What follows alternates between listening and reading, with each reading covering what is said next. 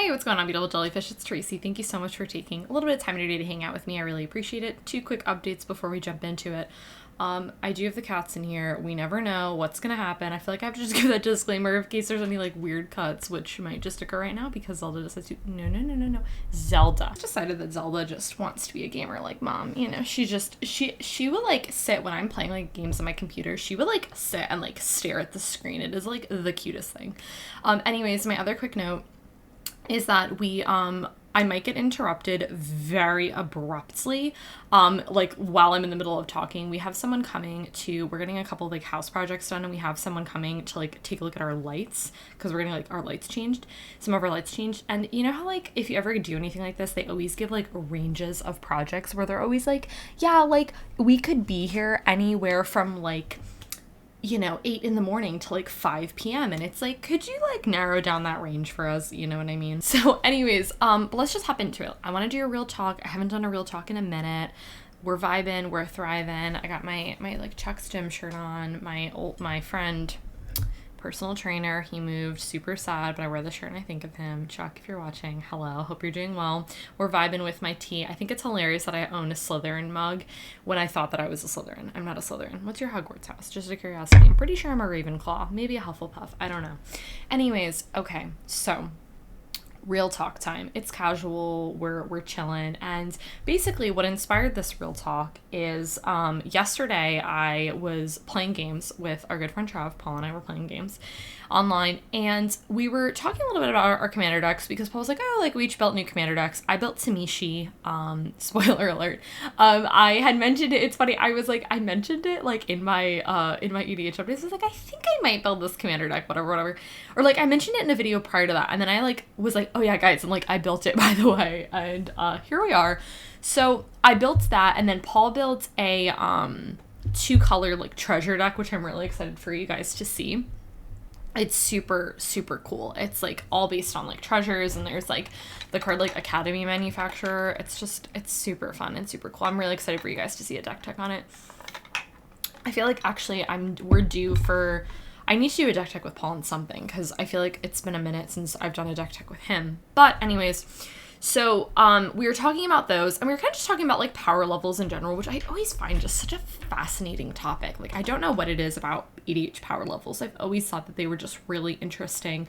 And I think my biggest goal, I would say, when I sit down at the table for people, even people that I do know, it's trying to figure out, okay, where are you at and where am I at? Because the reality is I feel like my form might look different from your form. You know what I mean? And I feel really hesitant to like always label my commander decks as some sort of power level, because I always feel like, what if I sit down and someone's like, you really underpowered your deck? And it was so funny because Paul and I were just talking about this, and I was talking about my different commander decks last night, and I was talking about Merfolk. He's like, you are so hard on your Merfolk deck, and I don't know why you are, because about Merfolk, and Paul's like, you rate that deck you're so like hard on that deck for some reason. Like, that deck always does consistently well, and you're so hard on it. And basically I said to him, I was like, I feel like what my last couple of commander decks have looked like, right? So I would say out of all of my commander decks, and if you're interested in my commander roster, I think I've added 2 decks since my commander roster, which I should do probably an updated one of those actually, because things have changed. So I'll film that for you guys, but I'll list it in the down bar below. But basically it's where I talk about all my commander decks and talk a little bit about them and show off the commanders and stuff. So if you're interested in that, if you're new here, or you just want a refresher on all my commander decks, I'm pretty sure I'm up to 12. Hold up, 8, 9, 10, 11, 12. Yeah, I'm up to 12. Ooh, wow, that's wild. Anyways, so I basically feel like my top end, best of my best decks are Tasigur. We love, it's all foil, you know, gonna do an updated deck tech for you guys, because it really hasn't changed, but just to see all the foils, I mean, why would you not want to see that? It's beautiful. It's truly a work of art. Belongs in the Metropolitan Museum of Art. Let's be real here. So I'm laughing because I'm reminding myself, there's this YouTuber where if you're interested in like film and like someone like reviewing videos, you should check out this YouTuber named Mike's Mike, and he's hilarious, and he'll be like analyzing like a Twilight scene, and he'll be like, actual cinema like Oscar worthy, and that's just what I remember myself of. He's hilarious. If you're interested in like stuff like that, you should definitely check him out. So Tasigur, it's my baby, it's the love of my life, you know, well, Paul's love of my life, but Tasigur. Well, maybe the cats are second. Tasigur's probably third. So Tasigur is, I love Tasigur so much. And then I have Avacyn, which is Angels, which has truly only gotten better. Zelda, do not. Do not. She's about to jump. And I'm about to lose my mind. Thank you. She listened. Wow.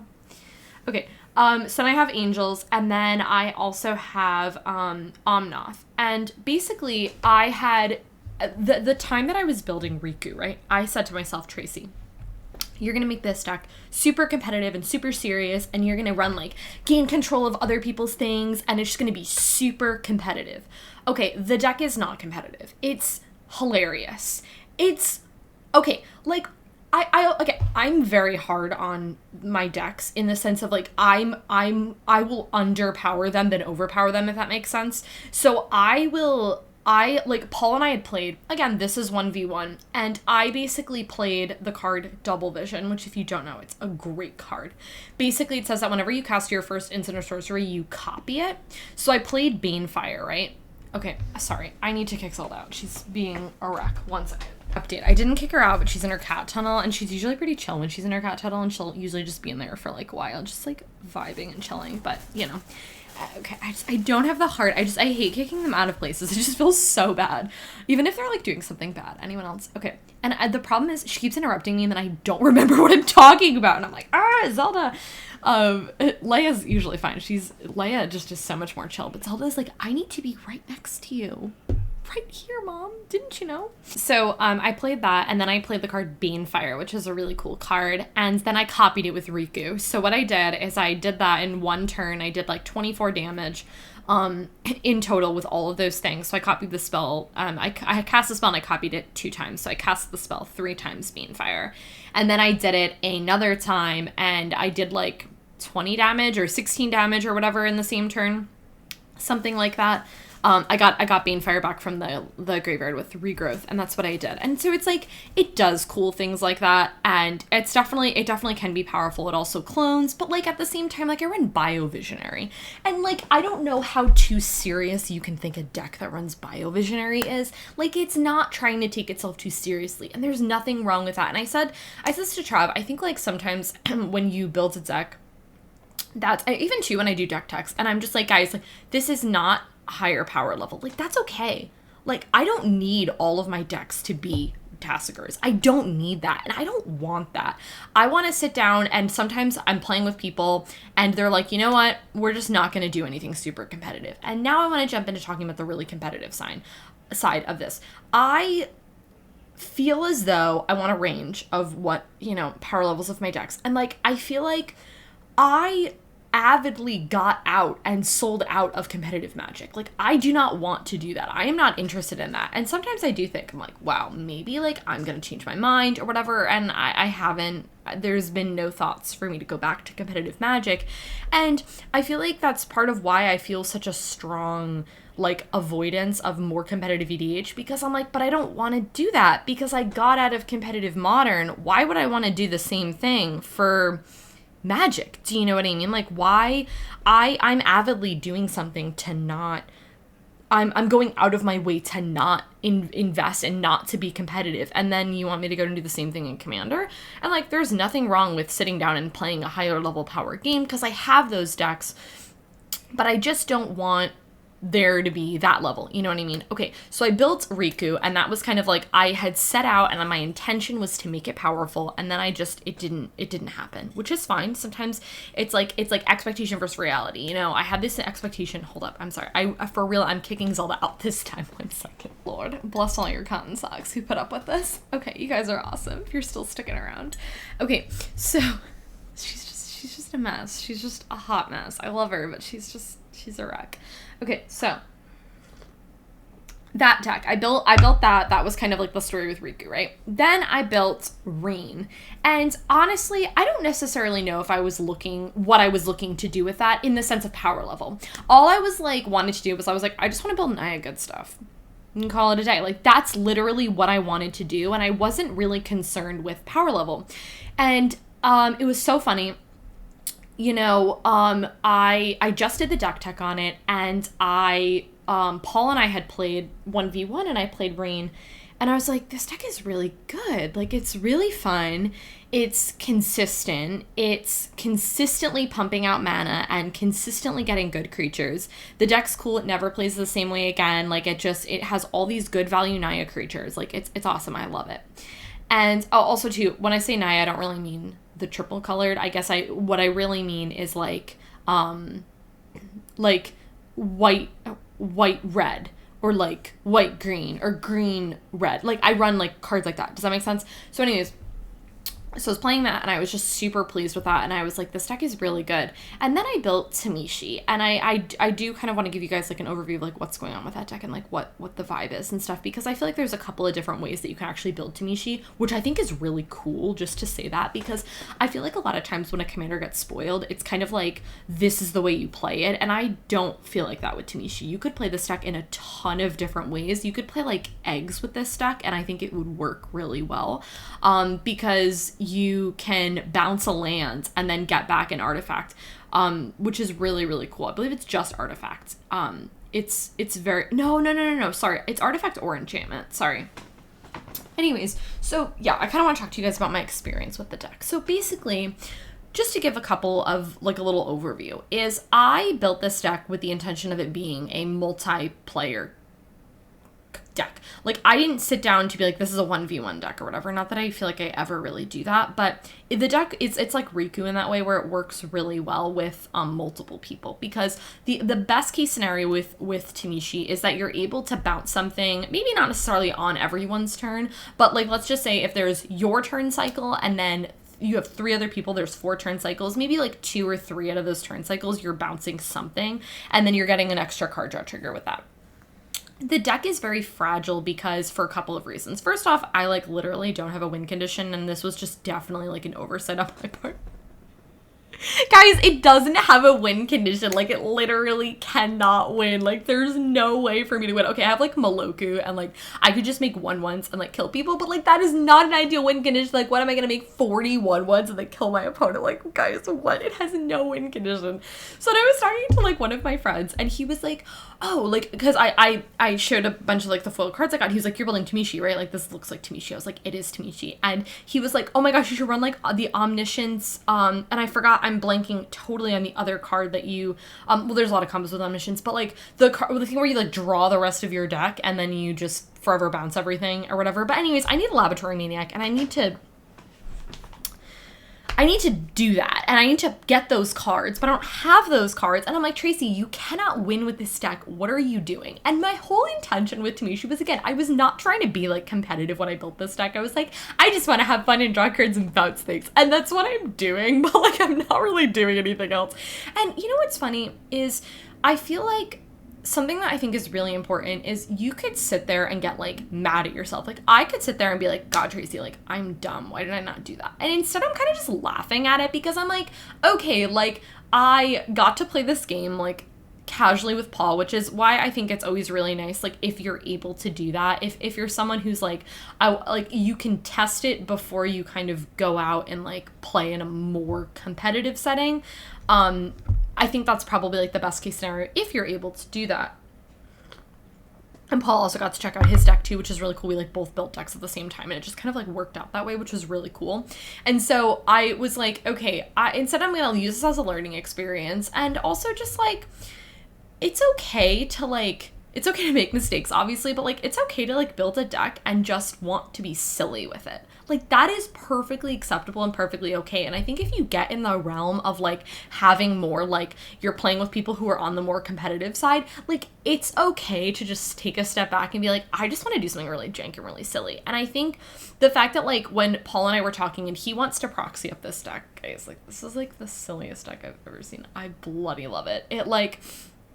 So he just built Black Red Treasures, and he was like, I want to do like a 5-color deck that's like treasures, but also like food tokens and like clue tokens. Guys, it is like ridiculously hilarious. I love it. It's so funny. And it's like, that to me is like, it's so cool that we can just like build those sorts of things, but then we can also have it right next to something that's more competitive. I love it. I think that is so cool. I think that is what Commander is all about. I love it. I'm so excited. But anyways, Paul and I were kind of talking like last night, and I was kind of like, man, I was like, I think the last 3 decks that I built, Reen, Tamishi, and Riku, I was like, I thought that those were going to be slightly more competitive than they were, and they're not, and that's fine. And then I was talking to him, and I was like, do you think that I should work on making my other decks slightly more competitive, or should I just build a deck right out of the get-go that's just like, I think what I'm missing right now is my 4th. I'm missing that 4th level deck. You know what I mean? I'm going to make an F1 reference. I don't know if anyone's going to get it, but like I have my Mercedes, I have my Red Bull, and I have my Ferrari, but I need my McLaren. Does anyone understand that reference? If so, you are awesome. But I'm missing my 4th. I need that 4th slot of like that more competitive thing, because if we do sit down and play a couple games a night and I cycle through those 3 decks, I want that backup. You know what I mean? And he said, I think you could do, and basically what I kind of agreed upon is I want to do both. I want to make some of my decks better, and I also at the same time want to build a 4th deck at some point that is just from the get-go more competitive. And I just kind of want to build it and make it the way that I want. And so how I'm going to do that, and what I kind of want to do, is I think one of the key components to building a more competitive deck is your mana base, is those mana rocks. I think that's just one of the best things that you could do. Also, drawing cards. Those are like 2 things. Like, if you're looking for 2 quick tips on how to make your Commander decks better, get card draw and get more mana acceleration. That's like what I'm saying is the way to go. And I think that there's always like this line that I feel like I draw between like a card that I feel like I can justifiably buy and a card that I feel like I can't. So like for me, it's like any card past like, what's like a good example? For me, it's like 50. I can easily spend that on Paul, but spending that on myself, I have a really hard time with.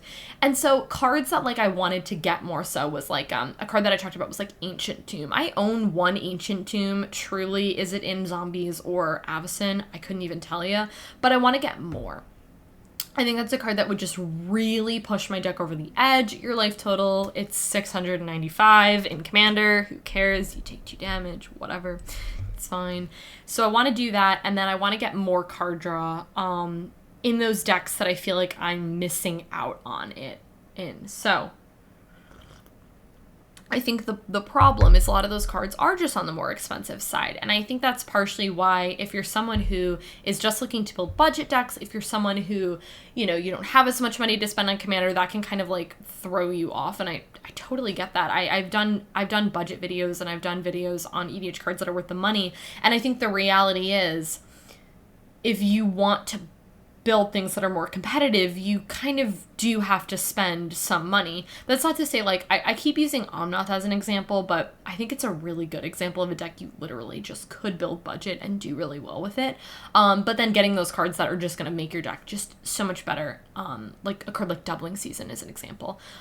So that's kind of where I'm at, is getting those cards that I think are like those EDH staples that I think I just need to invest and buy and make them better. Because I was telling Paul, I think what happens a lot with me is I will be like looking through. So when I build a deck, it's kind of this complicated process where I kind of have cards all over the place. And what I mean by that is, the first thing I do is I look in our binders to see. The next thing I do is I look in our box. We have this box of cards that we keep that are like cards that we eventually want to put in Commander decks, basically, which, by the way, the box is a hot mess. We need to go through it because it is like, it's absolutely wild, out of control. Like, I need to sift through it and go through it and like be like, realistically, am I ever going to use this card? Like, I need to do those sorts of things. You know what I mean?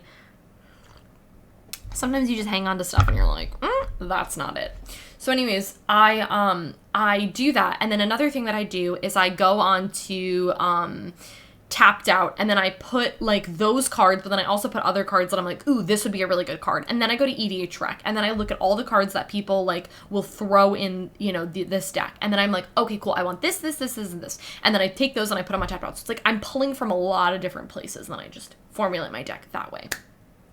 And one thing that I realized about myself is sometimes what I'll do, well, not sometimes, I do this, is I will grab a card that's maybe like inferior because I already own it. And I'm focused on getting the cards, like, let's just say, like, I'll take Tamishi as a great example, is I had, like, let's just say 65 cards, and I needed to buy 35. I'm not really going to think, well, what cards do I want to replace the ones I already have? Because in my brain, I'm like, well, I already have those cards, so why would I get those? I need to get the cards that I don't have. And so what happens is sometimes I'm running inferior cards, and I'm like, oh, but I want to take that out, and I don't think about it. And so it's so funny, and we were just talking about this because I said I was already thinking of 2 cards in my Tamishi list that I was already like, these gotta go, not a vibe, don't want it.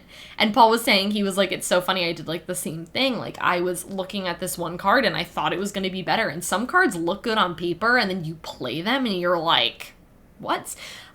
I'm going to make a case for double vision. I think this card can look not as good as it is. I played with it yesterday for the first time, and I was like, this card is actually a lot stronger than I think a lot of people might give it credit for a couple reasons. It's 5 mana, kind of a lot of mana. It's also an enchantment. It's pretty easily killable. I think you could say that for a lot of different things, though.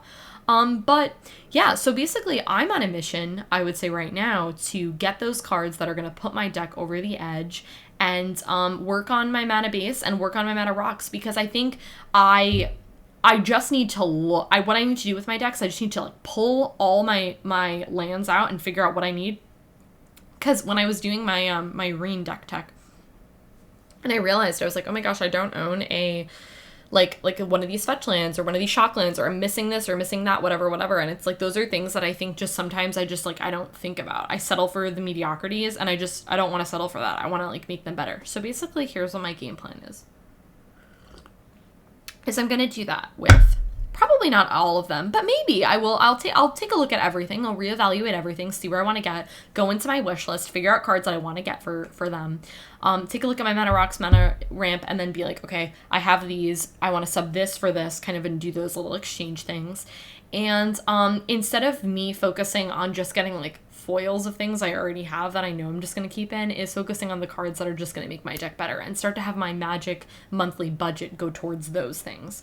So that's what I want to do. And then, and I would say like my top priority, I would say, is Reen. I really want to get Reen like really good, because I think that it can be really good, because it is really good. And I think I'm really happy with the deck. I just like the mana base is jank. I need to fix that mana base and sharpen that up. I want to look at my rocks and my ramp. There's a couple cards I want to come out. I want to get a couple, like I want to get a Gisela for that deck. Like a couple of polishing things. I'm very happy with the deck. I just want to put it over the edge. You know what I mean? I want to do that. And then that 4th project, my McLaren, as I say with my F1 analogy, I need my 4th. I need that deck that's just my like competitive thing. What that is, I have no idea. And that's it. I'm going to leave you off there. But guys, I really hope you enjoyed this video. It was super fun to chit chat. Sorry for all cat interruptions. Should I learn my lesson? Yes. Will I? Probably not. Today's not the day. Tomorrow doesn't look good either. But I hope you guys enjoyed this video. I'd love to hear where you guys are at in your EDH journey. If there's any decks that you're building, decks you're taking apart, what are you doing? What points do you agree with? Let me know in the comments below. If you enjoyed this video, go ahead and give it a thumbs up. Subscribe to my channel if you're not already, and I'll catch you in my next one.